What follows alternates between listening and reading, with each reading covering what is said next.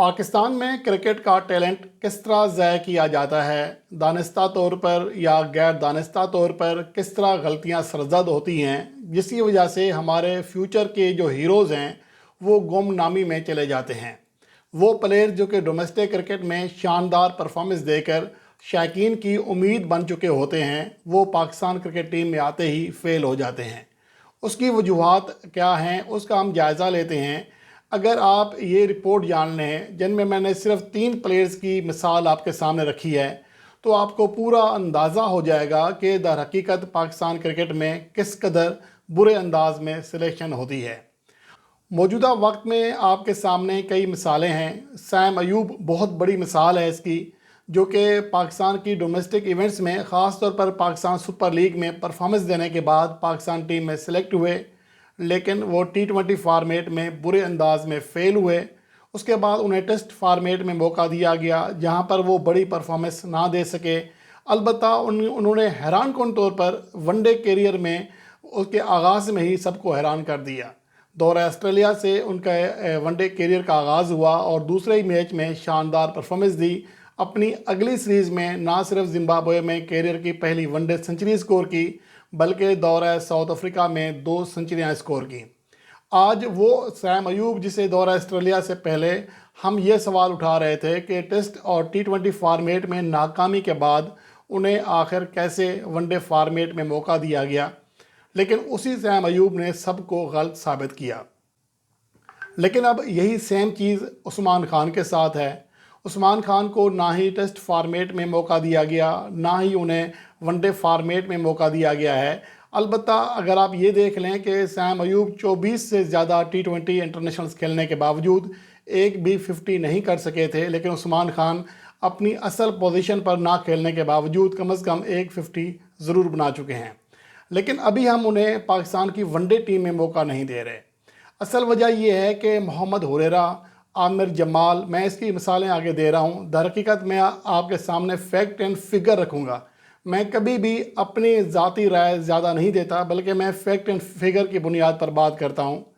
अगर आप देख लें मोहम्मद हुरैरा को, जो कि पाकिस्तान के ख़िलाफ़ इस सीरीज़ में वेस्ट इंडीज़ के ख़िलाफ़ खेले लेकिन बुरी तरह फेल हुए, 11.5 की उनकी एवरेज रही। असल में उनकी परफॉर्मेंस बड़ी शानदार थी, लेकिन उन्हें जब मौका दिया गया तो वो अपनी फॉर्म खो चुके थे या उस तरह की फॉर्म में नहीं थे। देखें, जब किसी भी इंसान का कोई भी शोबा हो, जब वो अच्छा काम कर रहा होता है, अच्छे अंदाज में काम कर रहा होता है, तो उसके अंदर जो एतमाद होता है वो बुलंदियों पर होता है।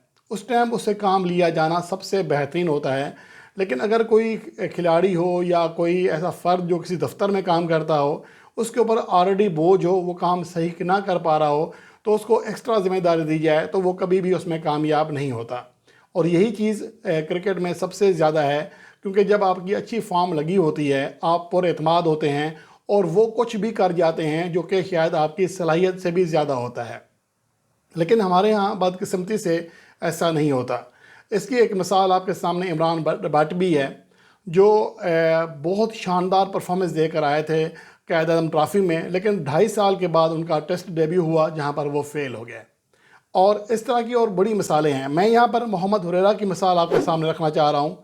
मोहम्मद हुरैरा की जो परफॉर्मेंस है वो अब मैं सिर्फ फर्स्ट क्लास मैचेस की बात करूँगा।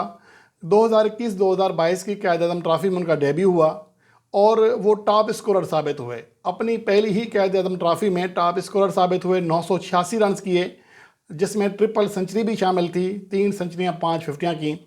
उसके बाद अगली कायद आज़म ट्रॉफ़ी में उन्होंने रिकॉर्ड कायम किया, 1024 रन बनाए, जो कि एक कायद आज़म ट्रॉफ़ी में सबसे ज़्यादा रन बनाने का रिकॉर्ड है, जिसमें डबल सेंचुरी समेत 4 सेंचुरियाँ और 2 फिफ्टियाँ की, 73 उनकी एवरेज रही। उसके बाद पाकिस्तान शाहीन्स के लिए दौरा जिम्बाब्वे किया, जहाँ पर 2 इनिंग्स में 242 रन किए, 178 रन की इनिंग्स भी खेली, 1 सेंचुरी 1 50, यानी दोनों इनिंग्स में शानदार परफॉर्मेंस दी। लगातार 2 कायद आज़म ट्रॉफ़ी और दौरा जिम्बाब्वे में इस कदर शानदार परफॉर्मेंस के बावजूद उन्हें मौका नहीं दिया गया। हालांकि यही वो वक्त था जब उन्हें मौका देना चाहिए था। लेकिन उसके बाद क्या हुआ, उनकी कारकर्दगी आहिस्ता आहिस्ता डाउन होना शुरू हो गई, क्योंकि उनका एतमाद किसी हद तक वो खोने लगे कि शायद वो उस तरह इतनी परफॉर्मेंस देने के बावजूद उन्हें अगर मौका नहीं मिल रहा तो ज़ाहिर सी बात है कि दिल टूट जाता है। अब उसमें क्या हुआ कि बाद में उनकी कारकर्दगी का लेवल आहिस्ता आहिस्ता नीचे आया।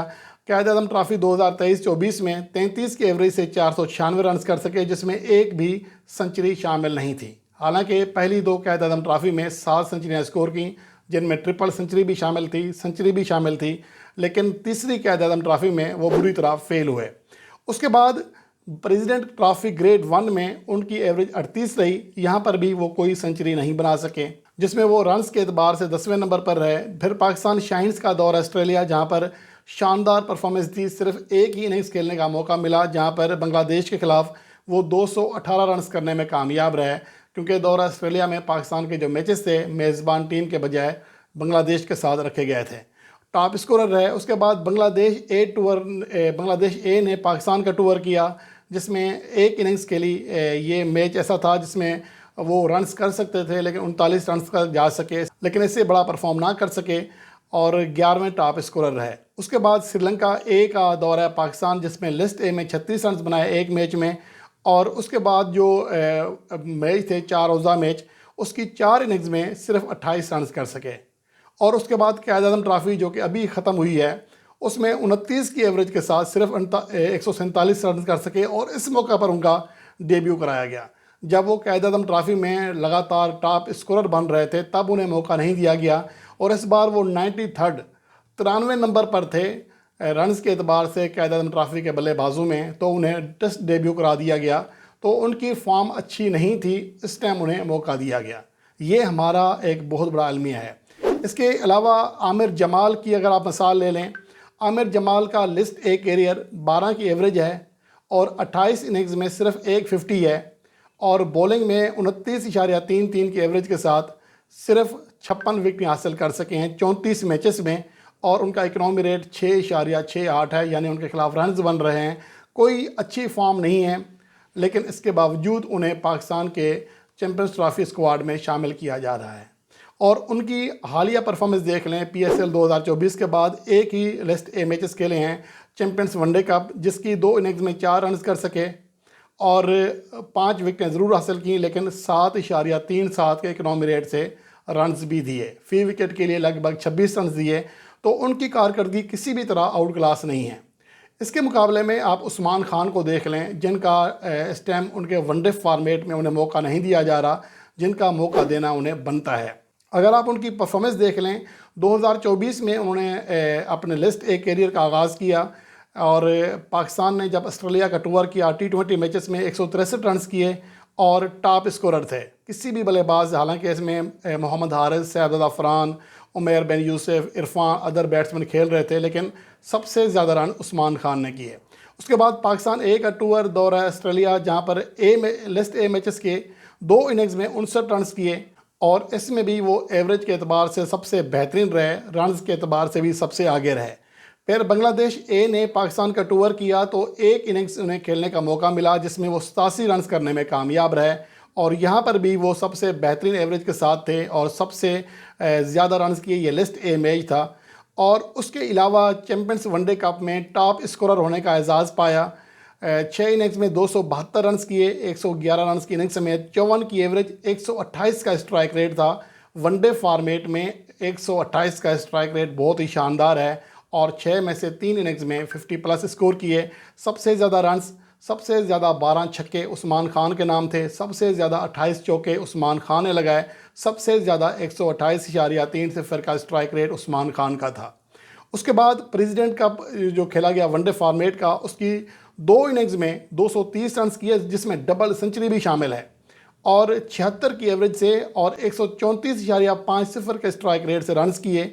ना सिर्फ सबसे बड़ी इनफरादी इनिंग्स खेली, बल्कि सबसे ज़्यादा 14 चौके लगाए, और स्ट्राइक रेट के अतबार से इफ्तिखार अहमद के बाद दूसरे नंबर पर है।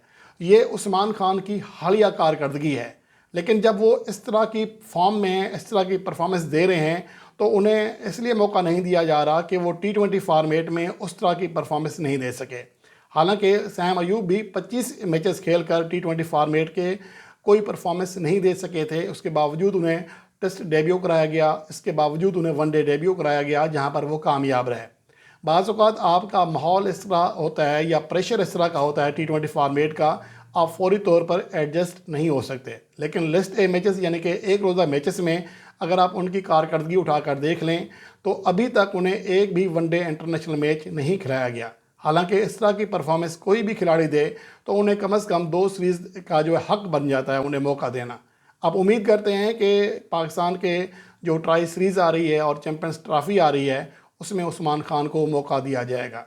अगर इस टाइम मौका ना दिया गया और जब वो अपनी फॉर्म खो बैठे तो मौका देने का कोई फ़ायदा नहीं होगा और इसी तरह हम अपने खिलाड़ी ज़ाय करते रहेंगे।